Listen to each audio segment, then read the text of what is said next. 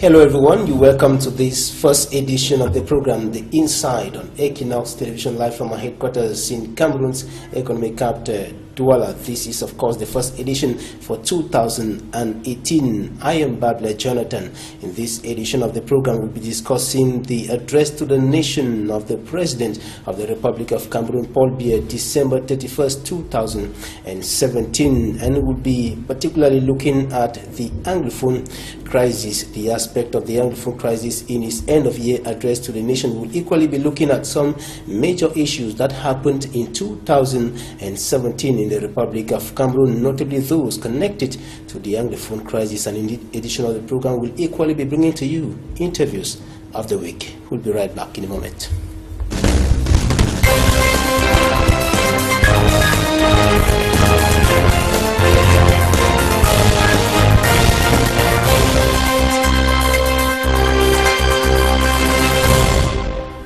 Welcome back. Our guest in this edition of the program is a senior legal mind and political observer, Barrister Fujon. So, Barrister, you're welcome. Thank you very much. Happy New Year. Thanks, Barrister. Same to you. You listened to the President of the Republic of Cameroon, Paul Biya, address the nation on the 31st of December 2017. What are some of the issues that caught your attention in a special way in that address of the President of the Republic? Yes, thank you very much. I was particularly listening to the Anglophone crisis, the crisis of the Northwest and Southwest, and I was expecting that he will tone down his speech, but that speech is not different from the speech of 2016. So I came away with the impression that okay, this thing will be decided on the battlefront. All right. President Paul Biya, in his end-of-year address, announced that military measures were going to be continuously implemented in order to turn down the socio-political and security unrest in the northwest and southwest regions of the country. What's your take on that? Yes. You remember he added without excesses, which means that up to and including the 31st of December, is a tacit recognition that there were blatant violations of human rights during the execution of that war that he declared on the Northwest and Southwest when he came back from Ivory Coast. So, I don't know what it means by without excesses, but I read it to mean that he will curb, probably, while he's executing the war, he will curb the excesses of violations of human rights, I suppose. But a war is a war. You can't control what happens on the battlefront. So I was really taken aback by his pronouncements about a war against what he calls part of his country. Because if it's part of his country, why declare a war against part of the country? And some critics have condemned what they call the application of military solution to a political problem. Yes, this is a thing that started as a political problem. He decided to make it he decided to solve the problem by war. And I was expecting that he will calm down and begin a political solution to this crisis. But true to himself, he has indicated to the world that the war will continue. And make no mistake, that war will continue. And the only regret I have is that we're losing youths from both sides. But that doesn't mean that any side has an advantage. We don't know yet. But the war is on. Now, the war, or in other words, the implementation of military solution on the ground in the northwest and southwest regions of the country, isn't it a response to the new twist of the socio-political unrest in the two Anglophone regions of the country, notably concerning attacks on security forces, security and defense forces in the northwest and southwest regions of the country? Self-defense is a fundamental right. Self-defense is a fundamental right. And if you take yourself back to the 22nd of February, of September, and the 1st of October, a lot of our people were massacred. Young people massacred. They were killed. There was no response. So when he declared the war, the young people decided that they have no choice but to fight, but to protect themselves. And you cannot blame a man for defending himself. Self-defense is a fundamental human right. Therefore, killing 6 gendarmes or police or whatever you call it, as opposed to the number of people that were massacred on the 1st of October and 22nd of February, of September, it's like day and night. Because, I mean, so 6 gendarmes are more valuable than hundreds of young people that were killed on the 1st of October. I find that really, really shocking for a head of state. If he had to declare a war because of 6 gendarmes, but he had the audacity to command his troops to shoot on unarmed people and kill them. Many young people lost their lives on the 1st of October. He never bothered to say or give messages of condolences to their families. There are still young people who are in the hospitals even up to now. There are still people who are maimed for their life. There are young men on wheelchairs. And because of 6 gendarmes, you declare war? Okay, the war is on. No, but attacks on defense and security forces, killing gendarmes, military and police officers, is it not grievous enough to provoke such a military response to the problem at hand? Some have described it as an attack on the nation. I will not categorize it like you are doing. It was not an attack on security forces. The security forces were attacking them. It was a war situation. And if in a war situation, one party kills another, what are you going to say? These young people were on their own. The forces transported themselves from Yaoundé or from wherever and went to confront them in their own backyard. And it so happened that 6 gendarmes fell. Is that a reason enough? More than the killing of the 1st of October, is that a reason enough to declare war on a part of the country? If that is a reason, and he has confirmed that is war on the 31st of December 2017, means that the solution to the Anglophone problem, according to Mr. Beer, will be solved on the battlefront. So what are you saying? Are you calling for the continuous or the demilitarization? I am not calling for anything. I am merely interpreting what he said. He talked about dialogue within the legal and constitutional framework of Cameroon. Yes, actually. That to me is a denial of any form of dialogue, because the dialogue that will solve this problem will not be done in Cameroon, because everywhere in Cameroon, Anglophones, including me sitting here, are susceptible to all kinds of arrest and torture. Yes, and therefore,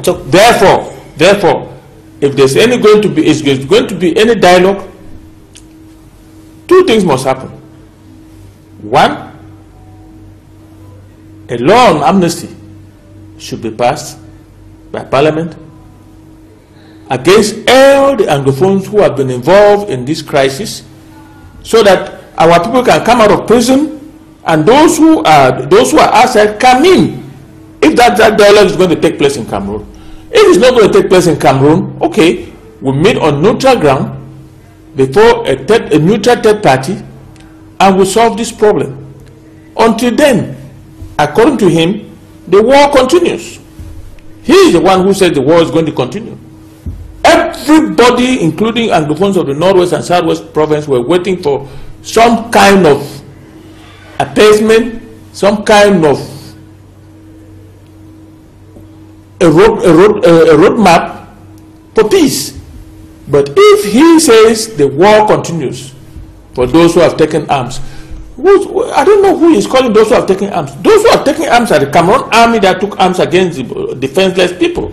Yes, besides the war that you're talking about, earlier on you were talking about dialogue, and he simply said that dialogue is the way out of the crisis, but he didn't mention what type of dialogue. We know that the Commonwealth Secretary General, for example, Patricia Scotland, called for intensive and inclusive dialogue, but he didn't talk about the type of dialogue and those to dialogue with. We know that the consortium of the civil society organizations of the Anglophone part of Cameroon had already been dissolved. Listen, when the Secretary General talks about inclusive dialogue without precondition, Mr. Abia is already putting a precondition. If you read what the Secretary General of the Commonwealth said, inclusive dialogue without precondition, and the dialogue that Mr. Abia is talking is way out of line because it doesn't meet the condition, the basic conditions of what the Secretary General was talking about. And the question that everybody, most people, dishonest people keep asking is, you dialogue with whom? This thing has gone to the extent that they are, those people you call secessionists, they are the people who the people of the Northwest and Southwest listen to. This government has lost legitimacy in the Northwest and Southwest. I'm talking as a politician.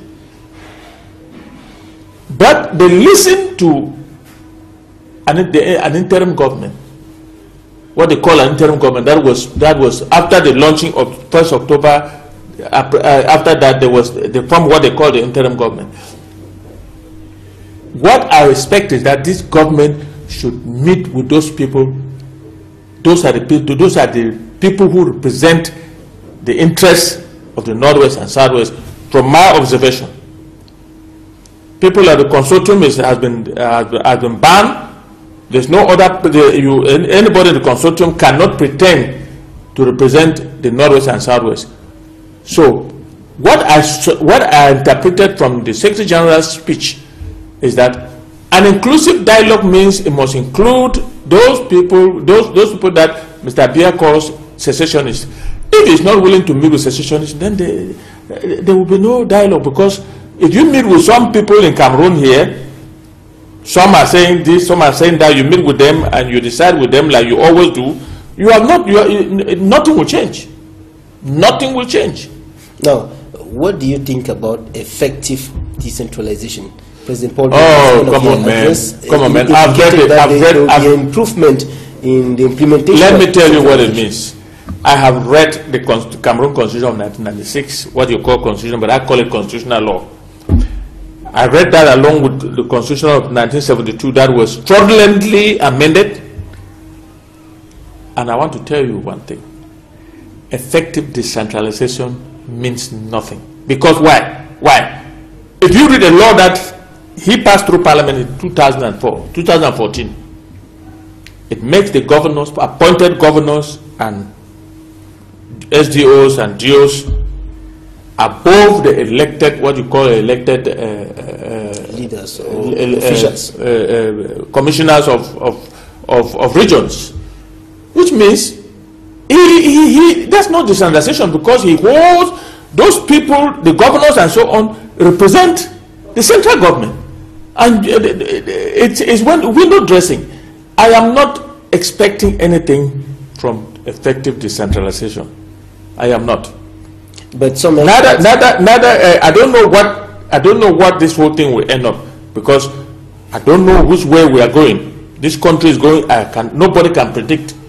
But talking about effective decentralization, which according to law does not vitiate the power of the central government on the local people, I don't think it's going to work. No, but some experts have said effective decentralization is not far from federalism that is requested by the Social Democratic Front. I don't know anything about federalism. I don't know anything that the Social Democratic Front is proposing federalism. I don't know what they are talking about. All I know is that I'm hearing about effective decentralization. Effective decentralization with appointed governors who will sit on top of those who have been elected. Doesn't cut it. I don't know. That would depend upon the results of the negotiations. If he goes ahead and puts what he calls effective decentralization without the dialogue, it's just not going to be effective. It will not change anything. The present situation is the dialogue that all the organizations, the United Nations, African Union, the Francophonie, the Commonwealth, and everybody is calling for. If that dialogue does not take place, inclusive dialogue without precondition, if it doesn't take place, this effective decentralization will mean nothing. That's my prediction as an observer, political observer. Now, the current school year is unfolding practically on the same line like the last one in the northwest and southwest regions of the country, with school attendances very timid. Do you foresee another catastrophic academic year? I'm very sorry for what is happening to our young people, especially the nation builders of tomorrow, that they cannot go to school. And it is no fault of theirs. It's a fault of people of the government that cannot solve, that refuse to solve a political problem when it started. I don't see anybody putting his child in the line of fire to go to school. Can you imagine with the war in Manu? Which child will go to school in Manu? And with the refugee problem, I was expecting him to even address the refugee problem in Nigeria.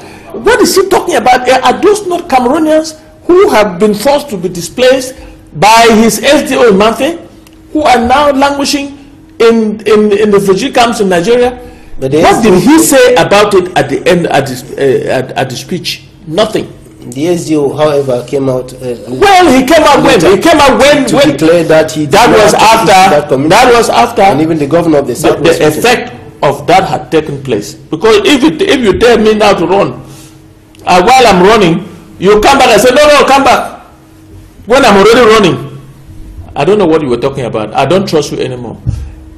That communique had an immediate effect.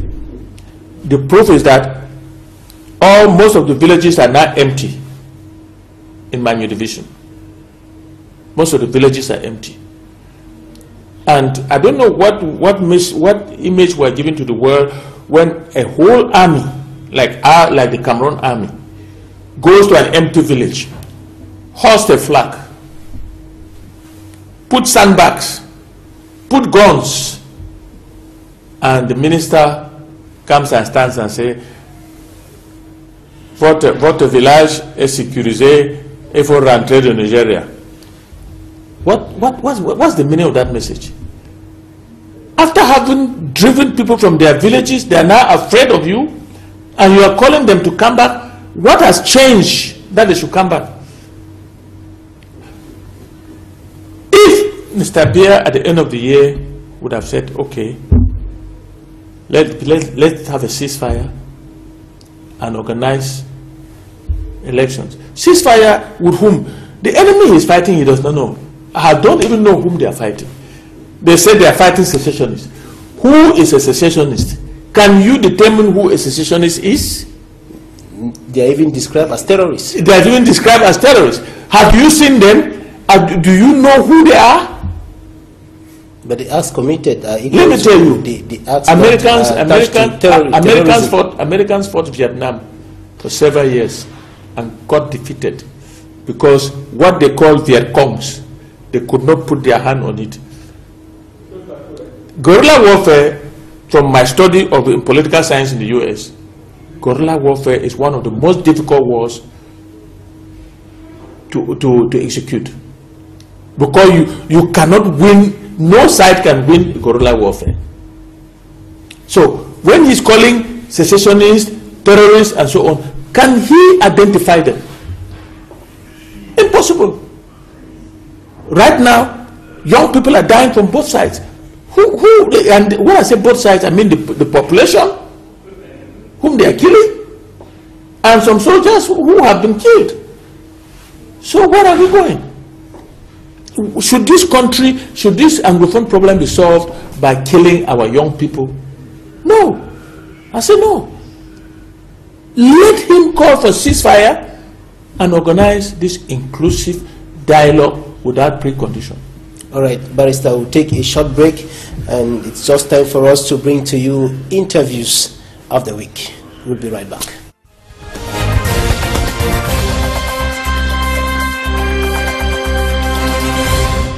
This particular message of this end of year was just an empty pregnancy that ended up bearing no baby. It still came out, it is normal posture to give us once more a decorative speech full with nouns, adjectives, and pronouns to tell us that he has nothing to offer.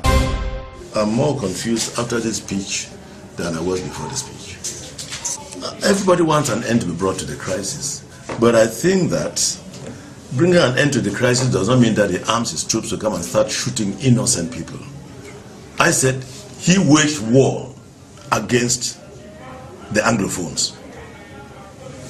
And when the soldiers come massed all in what do you call it again, ninja wear, shooting at people, the people will have to defend themselves. If there's anything in the northwest, southwest, the people are merely defending themselves. Now, Mr. Biya has never asked how many civilians have been killed just on demonstrations in town here. He said they should kill them because they are not supposed to demonstrate. I was very disappointed by the speech of the President of the Republic, because when he talked about the Anglophone crisis, he don't expel exactly these terms, Anglophone crisis. We were waiting that today, at the end of year message to Cameroonians and as a right to resolve Anglophone problems, the head of state was going to tell Cameroonians that these are the members of the new commission to spur up the dialogue, to appease or to settle issues affecting Cameroonians. Dialogue will certainly continue, but provided it is done in keeping with the laws and regulations and the Constitution of Cameroon. It still goes back to talk about the Commission on Bilingualism, which is formed. How long ago was this commission formed? Have they come up with any filaments to say that we've done this, we've interviewed people, and this is what the people want, and this is what we're trying to do? No. So, government intends to address this, the issues of schools, etc. He sent out commissions and sent out his Prime Minister, head of government, who came out here, and the teachers and the lawyers took time to explain to them what they were going through. And they sat down and agreed on points on what to do. It was just for Mr. Biya to sign this and put into a text for schools to reopen and for the lawyers to go to court. But this time he spoke with some calmness, not as wide as he always speaks. It still goes back to talk about the Commission on Bilingualism, which is formed. How long ago was this commission formed? Have they come up with any filaments to say that we've done this, we've interviewed people, and this is what the people want, and this is what we're trying to do? No. Here, you have been intimidated for a very long time, for no crime. We don't know our crime. So everybody is just having the panic of even enjoying himself. Because when you even come out from the house without any problem, you are being embarrassed by uniformed men. So we don't know if we are even secure right now. We don't know, we are confused. Army and gendarmerie are here not to disturb them, not to do bad, only to protect them and protect their property. So we are here to protect them, not to frighten them. We are not here to harm them. The army is for the country and is to defend the population, their properties, and the whole nation. The nation has been able to sustain all those events successfully, demonstrating to the whole world that our institutions are up to the expectation of the Cameroon people. I would like to seize the opportunity that is given to me and to congratulate the Northwest population that has shown also their courage in facing the many challenges of the year 2017. It's a very good speech. The President of the Republic told to our people, to us, that we can live in peace. We can build together our country. We just have to respect institutions.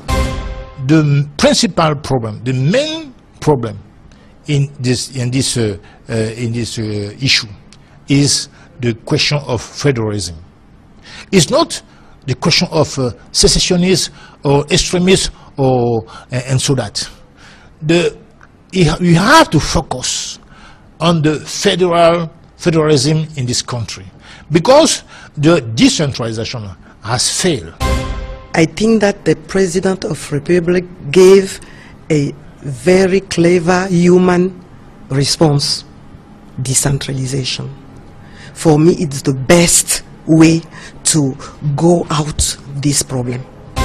We acknowledge that decentralization process will be accelerated, and I think we all welcome the idea.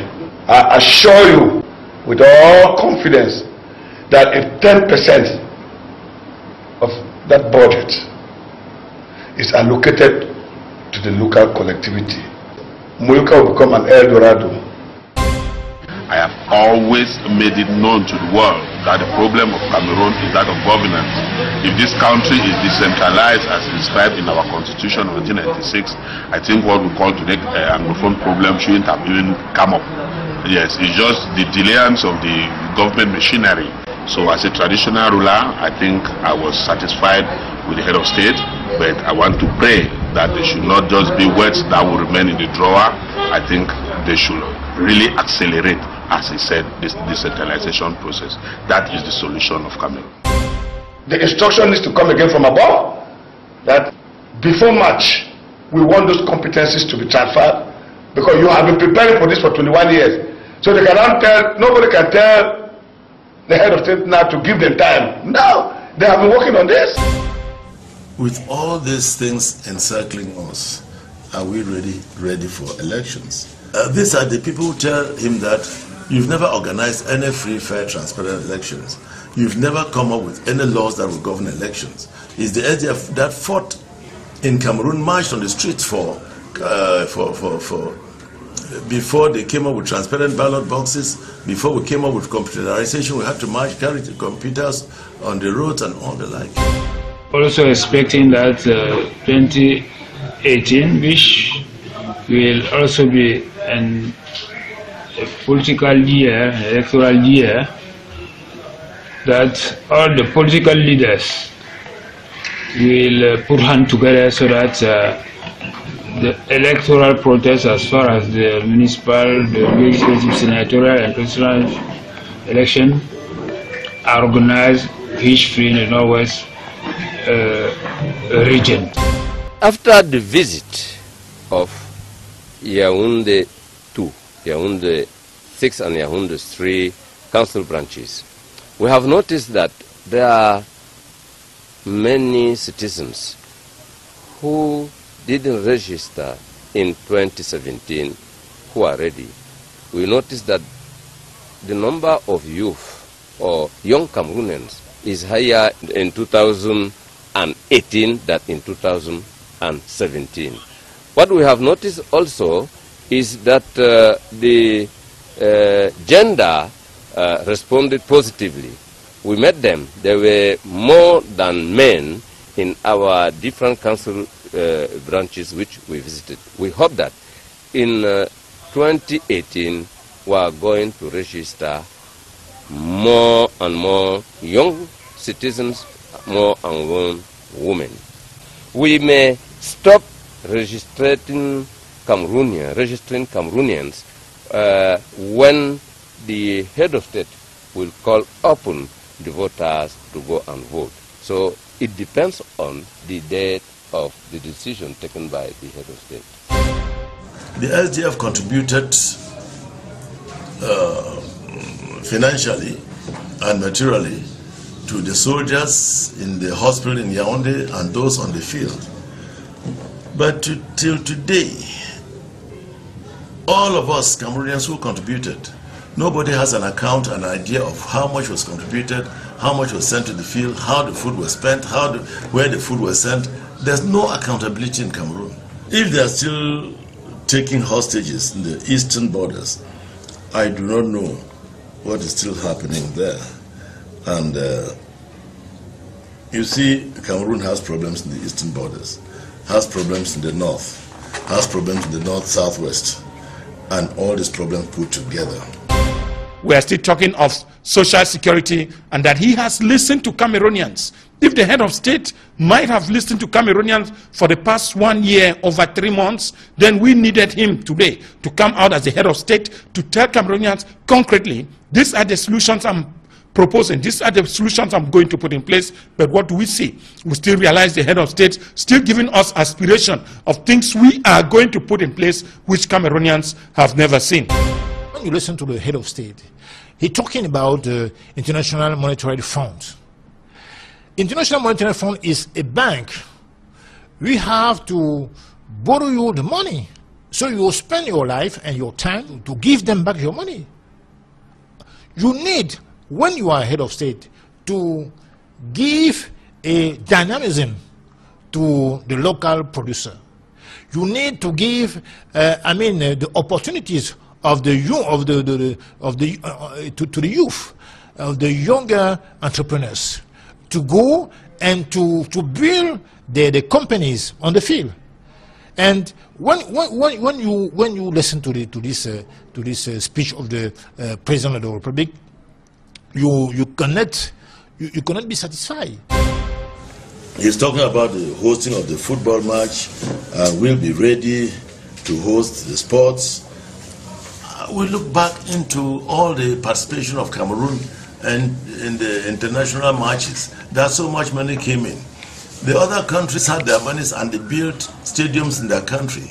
Cameroon chopped their monies. Today is the government trying to say, we're building this, we've ordered the equipment, they are coming. And when you see how much Cameroon would build one stadium, in the other countries, the stadiums that were built, they spent far less money and they did a good job.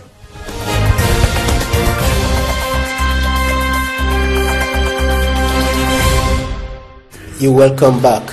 Barrister, the Social Democratic Front National Chairman, John Fundi, condemned the announcement by the head of state to continue the implementation of military solution in the northwest and southwest regions of the country.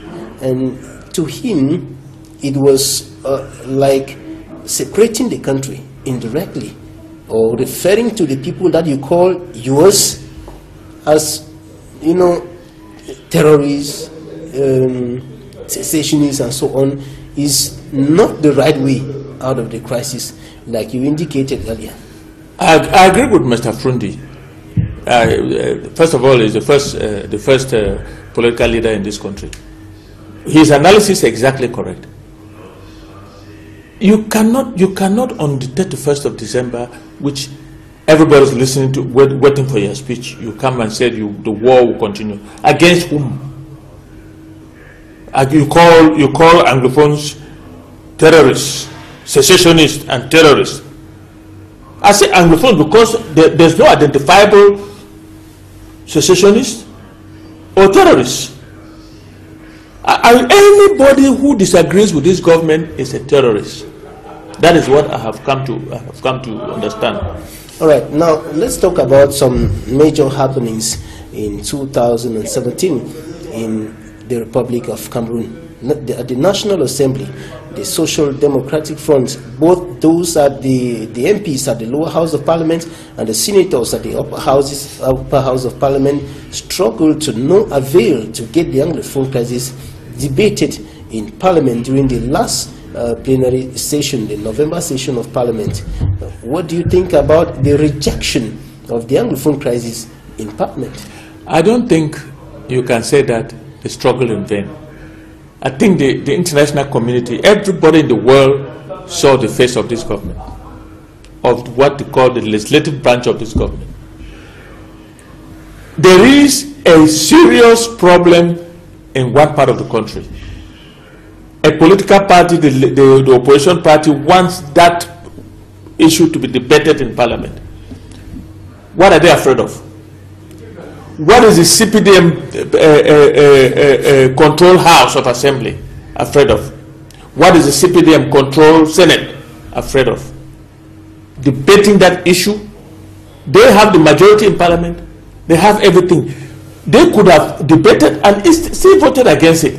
But they should put it on the national agenda in the legislative branch of government.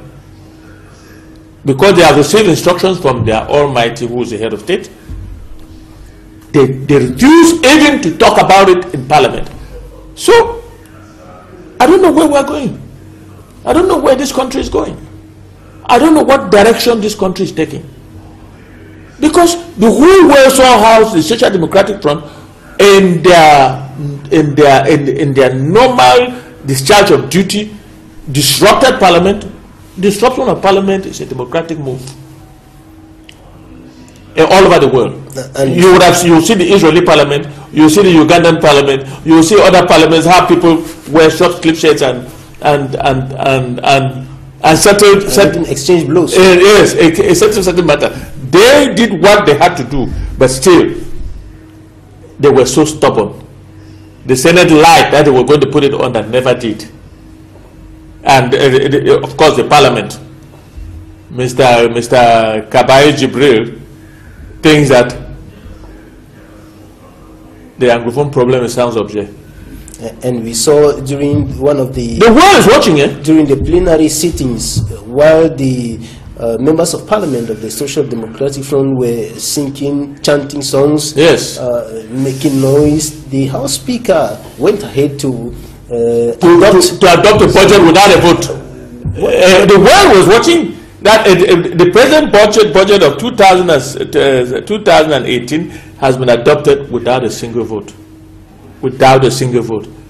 And this is the first time it's happening in Cameroon Parliament. And just because they don't want to listen to the Anglophone problem. I would say the Social Democratic Front put up a show that was magnificent. And the whole world watched. Let them not be carried away. All what happens on CRTV is on YouTube, and everybody in the world sees. CRTV is online. Everybody watched what happened. How does that honor our country? There is a serious problem in a part of the country, and you would not even allow that to be debated by the elected officials of this country. I mean, I don't understand it. What kind of dictatorship is this? And even in the upper house of parliament, even during the presentation of the social economy and political program of the country for 2018 by the they disrupted the prime minister. But the prime minister, who went ahead and was reading to himself. He went ahead and was reading to himself. One of the people the social and economic sent. Yes, to solve this problem on several occasions. Yes, he continued. Yeah, he's following instructions. He continued reading. I don't know to whom he was reading, but he read while the noise was going on. Just to show you that the Anglophone problem in this country has become a cankerworm, and nobody in the governance of this country can do anything. The only solution would be we'll sit down on a round table with a neutral party out of this country, and if we have to do it here, there must be amnesty to protect those who will be coming, the delegation that will be coming to negotiate. This is a problem that can be solved. What is all this Rick Maro, I'm not going to meet this guy, I'm not going to meet this guy, they are secessionists, they are terrorists, they are this and that. What, are they not Cameroonians? No, it's the same thing. If Cameroonians who are fighting, if there are any Cameroonians in the Boko Haram, if they wanted to negotiate the matter of Boko Haram, they will say that, oh, they are terrorists, will not negotiate. They had negotiated with Boko Haram. When Boko Haram started here, I can quote you. This government negotiated at least 3 times, paid ransom to them. What is wrong in negotiating with Anglophones? Now, what could probably explain what is today known as rejection of the Anglophone crisis in Parliament? Is it as a result of instructions from hierarchy or the MPs themselves? No, it's instructions from the hierarchy. I suspect that the instructions from the Almighty, that's the President of the Republic, who does everything, whom everybody listens to. I suspect that those instructions have come from there. But I don't have any proof. But I suspect that. Can you imagine an Anglophone problem? And they are talking about elections this year. I keep asking myself a question. These elections are going to take place in the whole country. Does that include the Northwest and Southwest? If it does, how are they going to do it if this problem is not solved? And according to the President of the Republic, during his end-of-year address, the elections will take place. Even whether the Anglophone issue is resolved or not, if I understand, how can they think that they can organize election properly in the Northwest and Southwest without solving this problem? I don't know. I'm not a magician to know what is going to happen, but I think that it will be one of the most difficult political maneuvers in the world. You are fighting a people and you want them to go to vote. Take Manu. All the villages are empty. There are people living in the bushes. There are people living all over. They have all escaped, and because of a single communique from one man, the whole of Manu has been dispersed. And we are going to send children to school in Manu, where the children are now in refugee camps. You are going to send organized elections in Manu, or other hotspots in the Northwest and Southwest. How is that going to happen? We are in a state of war here. So, now, in the course of this year, some of the detainees of the Anglophone crisis, including the president of the former or the dissolved Anglophone Civil Society Consortium, Barrister Agbo Bala, Dr. Fontaine Neba, and even Justice Ayapol Abini, and many others were set free. But there are others, Mancho BBC, who are still in jail. And the fact that the President of the Republic decided to liberate some of them has practically changed nothing. It changed nothing because those people who were liberated were those who negotiated their way out. Because I don't understand why everybody followed the leaders and went to jail, and they released the leaders and allowed more than 80% of those who followed the leaders to jail and leave them in jail. Some of them, I hear Ita Churuma will tell you that they have blood in their hands. Did those people ever kill anybody? The facts are there. Did any of those Anglophones in jail ever murder anybody? On the contrary, on that day, on the 8th of, was it 8th of September, 8th of November, where this whole crisis started, 6 boys were gunned down in Bamenda, and some boys were gunned down in Kumba. The question that I keep asking is, why did you release the leaders and allow the common people who follow their leaders to jail? You arrested and took them to jail. And so, Ita Churuma will tell you that they have blood in their hands. I'm not seeing the blood, because that when they were arrested, there was no bloodshed anywhere. by them. The bloodshed was instead on the part of government. And Mancho, BBC and the others. Mancho BBC is an activist who has never touched, he has never even slapped anybody. Who are still held at the maximum security prison, have been to court several times. They keep adjourning the case. Adjourning. Why not just finish with the case? If you want to send him to jail, you want to kill him so that we know that you have done what you intended to do. Justice delayed is justice denied. So we have more than 1,000 of our people in the prisons all around this country. And I don't know what Mr. Biya intends to do with them. This is the end of the year where most heads of states are giving, clemencies and so on and so on. Well, you can say, we are still in January. Let's wait and see what happens. But he said the war continues. It's not I who said it. It's not other Anglophones who said it. He's the one who said it. While Anglophones were glued to their radio and television listening to what he was going to say, he said the war continues. So everybody now has gone back to war. What war? Against who? People, the population is defending themselves. That's why you see all the villages are empty in Manu. Yes, the migration continues. The migration continues. Keep on seeking the refugees keep filling up Nigeria. Has he ever thought that he could make a statement about the refugees in Nigeria? Those are Cameroonians, children, women, and old people. Of course, the young people are in the bushes fighting to defend themselves. So to you, the President of the Republic did not adequately address this. He has addressed nothing. That speech is not different. Handling of the matter. No. It's not different from the speech of 2016. It's a continuation. Now he says, except that he added, without excesses. He himself now recognizes that a lot of human rights were violated. And I'm talking like a lawyer now. You don't violate human rights and get away with it. You answer for it with all the courts. All right. Barrister, the last word before we go concerning the Anglophone crisis. Well, my only hope is that this dialogue takes place, this inclusive, without preconditions, dialogue takes place, and this issue is solved so that the young people can continue with their lives. There are children who are not going to school.